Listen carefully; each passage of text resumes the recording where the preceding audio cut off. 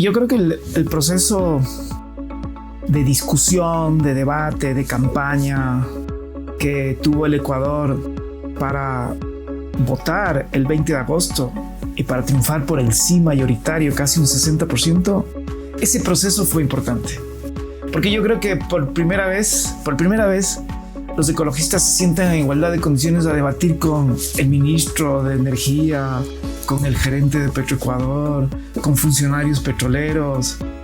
A mí ya solo ese proceso me parecía importante, porque estábamos discutiendo en el fondo dos modelos, dos paradigmas, dos formas de mirar el desarrollo, la naturaleza. El uno, que es un paradigma extractivista, que lo único que le importa de la naturaleza es el valor económico, el considerar la naturaleza como una gran bodega de recursos naturales. Y el otro paradigma que tenía que ver con la vida de la gente que vive alrededor donde hay petróleo. Los pueblos en aislamiento, Tagaeri, Taromenane, Dugacaeri y toda esa mega biodiversidad. Mi balance es positivo. Y yo creo que en términos de los pueblos en aislamiento, que son como los grandes ausentes, los grandes invisibilizados, los grandes marginados, los excluidos. Acá se discute mucho de inseguridad, de sicariato, de muertes, de violencia, de atropellamientos. Pero a lo largo de los últimos años, los pueblos en aislamiento han sido brutalmente masacrados.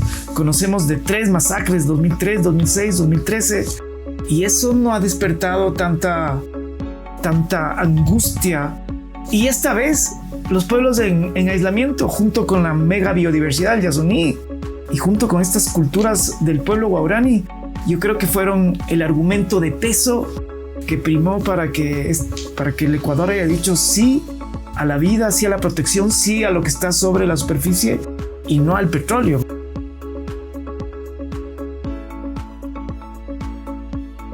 Aquí en el Ecuador está clarísimo que una de las formas de ejercer la democracia es a través de la democracia directa, y que los resultados del ejercicio de democracia directa son vinculantes y mandatorios. La Constitución establece en el artículo 57 que los pueblos indígenas tienen derecho a ser consultados de forma libre, previa e informada e incidir en las decisiones que toma el Estado para las actividades extractivas. La pregunta es, ¿cuándo abrió la Constitución el ministro para consultar a los pueblos en el Yasuní o en la Amazonía? ¿Cuándo? Nunca.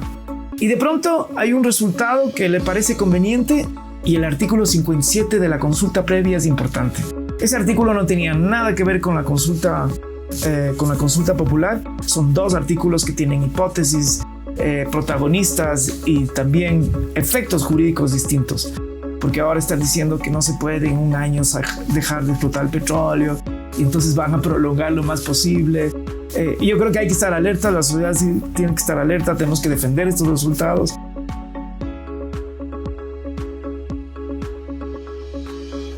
A mí me parece que hay como varios retos importantes en el tiempo.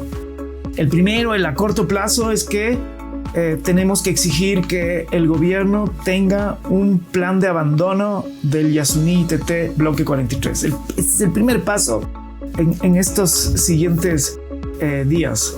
El segundo es hacer seguimiento a que se cumpla ese plan de acción. Y el tercero, de resultado, es que al año término no tiene que haber explotación petrolera y tienen que haber actividades encaminadas a la restauración.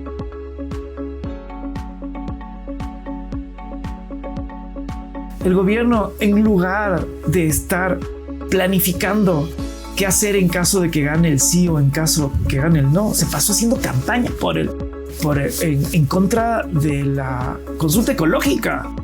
Y esto es lo que vemos ahorita, una improvisación. Esperamos que tome las medidas adecuadas para que exista un plan de abandono de la infraestructura petrolera y de la actividad petrolera y un plan de rehabilitación, restauración y reparación de la naturaleza y de los pueblos de reciente contacto guaraní que se han generado dependencia a la actividad petrolera.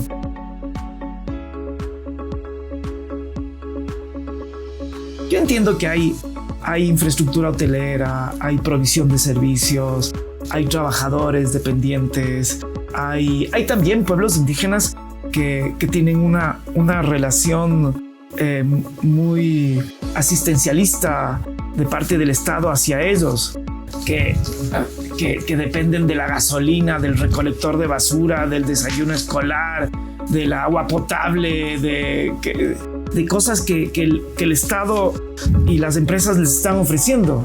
Entonces yo entiendo que esas personas que están recibiendo bienes y servicios de forma asistencial por parte de las empresas petroleras, por supuesto que están de acuerdo con la actividad extractiva. Pero a mí me parece que esa es una mirada, primero a corto plazo y segunda es una mirada individual.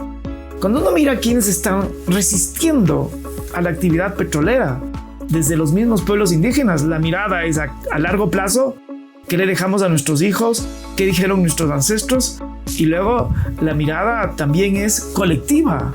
No están pensando en el beneficio personal, sino también... Y cuando uno oye los discursos de las mujeres amazónicas, por ejemplo, no solo que están pensando en sus hijos, en las familias, en la cultura guaraní, sino que también en el discurso aparece la conciencia de lo que significa la Amazonía para el cambio climático. El Estado tiene que estar ahí porque las personas que viven ahí tienen derechos, no porque la petrolera está operando ahí.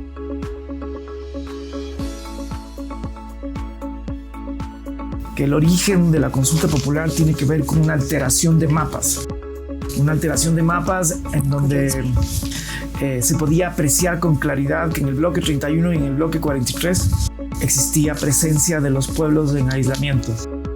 Y si es que esto era así, estos son mapas oficiales del Ministerio de Ambiente, no se podía explotar petróleo. No tenía sentido siquiera hacer una consulta previa y peor una consulta popular. No se podía explotar petróleo. Y lo que hizo el gobierno de esa época fue cambiar los mapas, bajar el área de influencia a la zona intangible que se conoce y por lo tanto afirmar que no existen pueblos en aislamiento. Esa invisibilización de los pueblos en aislamiento es la base de todos estos 10 años de tratar de tener un ejercicio de democracia directa y es parte de los debates. ¿Cómo protegerles? A mí me parece que la primera cosa que hay que proteger es no haciendo actividades que ponen en riesgo su vida.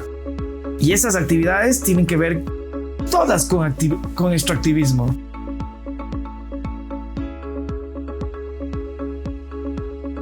Lo que hace Ecuador con este pedacito de territorio es dar un mensaje tremendo, potente al mundo. Porque este es un país necesitado, este es un país que requiere recursos, es un país que requiere desarrollo humano. Es un país que decide dejar el petróleo bajo la superficie. Es un llamado de atención brutal. Es un David que le dice a Goliat: oye hermano, cambia.